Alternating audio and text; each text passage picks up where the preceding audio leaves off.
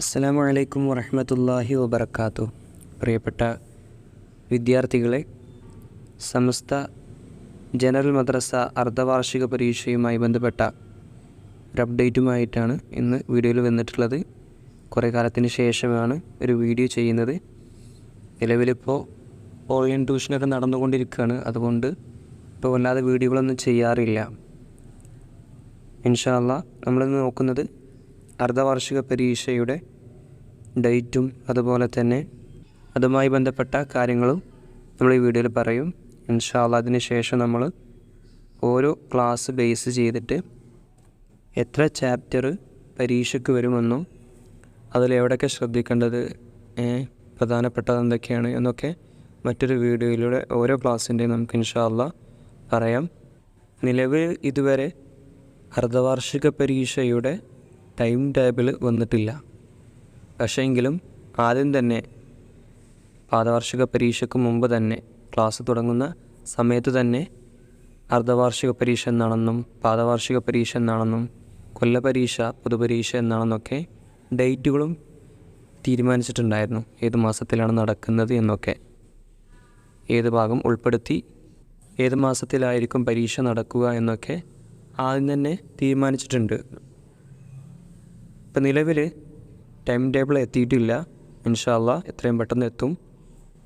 നമ്മൾ പാദവാർഷിക പരീക്ഷ കഴിഞ്ഞപ്പോഴേക്കും റബീഉൽ അവ്വലും തിരക്കായി. ഇപ്പോൾ കുറേ കുട്ടികളുടെ പാഠങ്ങളൊക്കെ കുറച്ച് ബാക്കിലായിരിക്കും. ഉസ്താദുമാർ നല്ല മുന്നോട്ട് കൊണ്ടുപോകുമായിരിക്കും. പാദവാർഷിക പരീക്ഷ കഴിഞ്ഞ ശേഷമുള്ള പാഠഭാഗങ്ങളാണ് എടുക്കുന്നത്.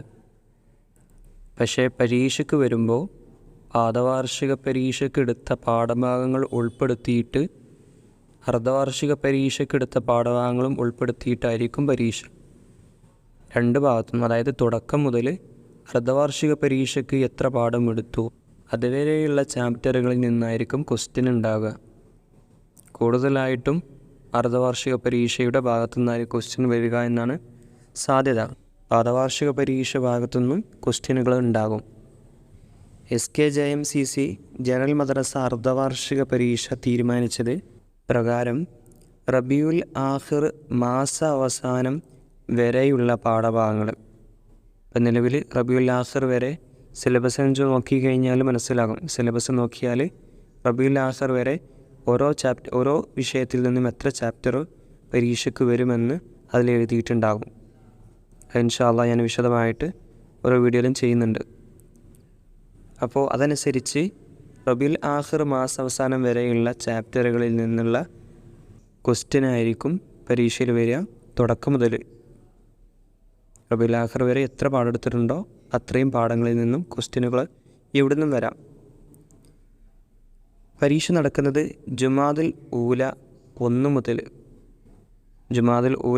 1 മുതലാണ് പരീക്ഷ ആരംഭിക്കുന്നത്.